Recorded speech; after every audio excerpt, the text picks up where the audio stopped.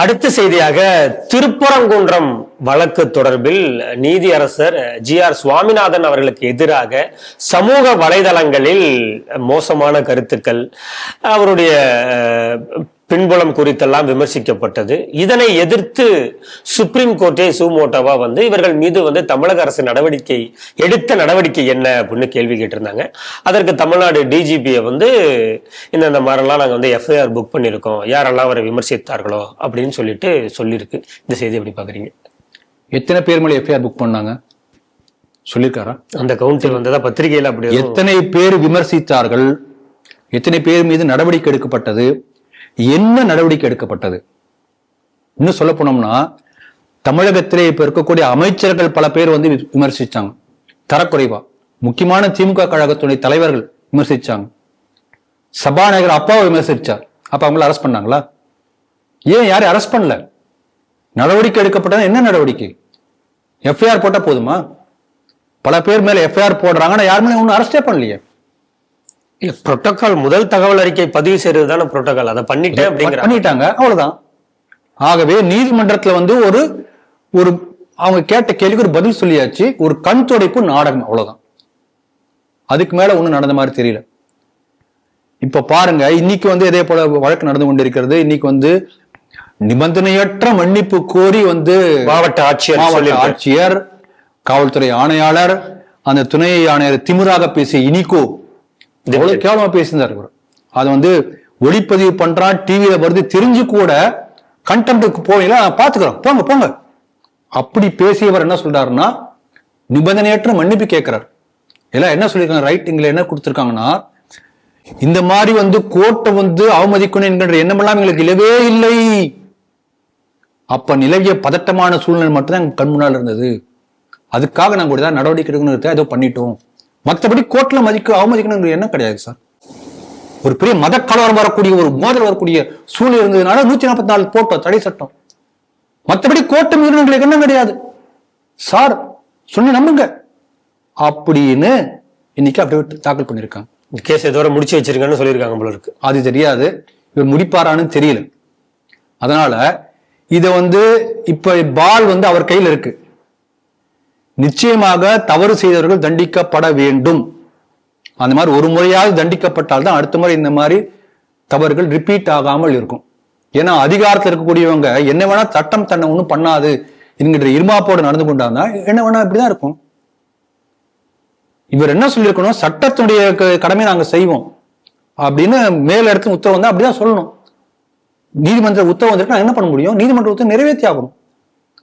அப்ப நீதிமன்ற உத்தரவை நிறைவேற்றுவன் நீதிமன்றத்துடைய மாண்பை காப்பேன் பதவி ஏற்கிறாங்க, பதவி பிரமாணம் பண்றாங்க இல்லையா?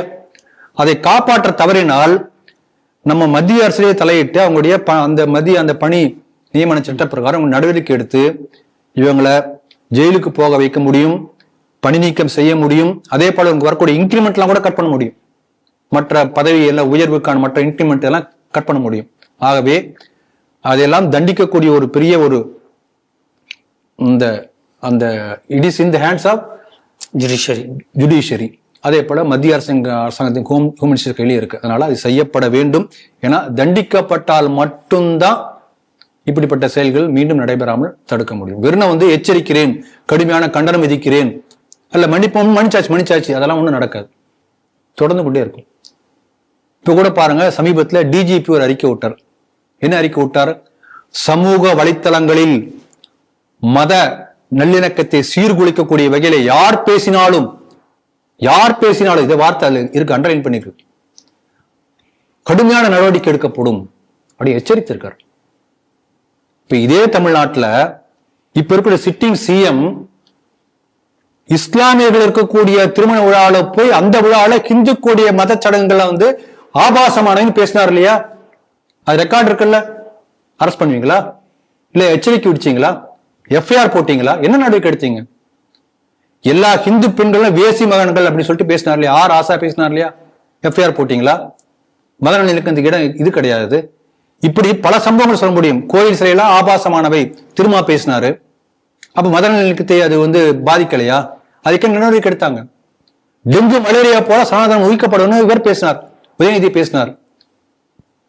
அப்ப மத நல்லிணக்கத்தை பாதுகாக்குதா? என்ன நடவடிக்கை எடுத்தாங்க? திருப்பதி உண்டியல் எதுக்கு போலீஸ் காவல்? ஏன் பெருமாள் தன்னை பாதுகாத்துக் கொள்ள முடியாதா என்று பொதுக்கூட்டத்துல பேசி சிரிக்கிறாங்க கனிமொழி அம்மா. அப்ப மத உணர்வை புண்படுத்தலையா? இந்த டிஜிபி என்ன பண்ணுவார் அதுக்கு? அப்ப இதெல்லாமே எல்லாம் ஒரு கண் துடைப்பு. இப்படிலாம் சொல்ல வேண்டியது. திமுக கட்சியை சார்ந்தவர்கள் யாரையும் ஒண்ணு நாங்க பண்ண மாட்டோம், நீங்களும் நானும் ஏதோ பண்ணோம்னா அது பெருசுப்படுத்தி உள்ள தூக்கி போட்டுருவோம், அதான் அர்த்தம். அப்ப அதிகாரத்தில் இருக்கக்கூடியவர்கள் யார் எந்த செய்தாலும் அதை நாங்க ஒண்ணும் பண்ண மாட்டோம். நீ என்ன இந்த சட்டம் போட்டு என்ன ஒண்ணும் சொல்லக்கூடாது, நான் என்ன வேணா அயோக்கியத்தனம் பண்ணுவேன், நீ யாரும் கேட்க கூடாது என்கின்ற திமிரு தான் இந்த திருப்பரங்குன்றத்தை பொறுத்தவரை எல்லார் வாயிலிருந்து வந்தது நான் பார்த்தது வரைக்கும். அதனால இப்படிப்பட்ட ஆணவம் அடக்கப்பட வேண்டும் என்று சொன்னால் கடுமையான தண்டனை கொடுக்கப்பட்டே ஆக வேண்டும். நடக்குதான்னு பார்ப்போம். ஏன்னா அந்த புலிவாலை பிடிச்சது சொல்லுவாங்க, புலிவாலை பிடிச்சா விட்டா கடிச்சிடும், சுத்திட்டே இருக்கணும், விடக்கூடாது. ஆனா எத்தனை சுத்திட்டு இருப்பான்.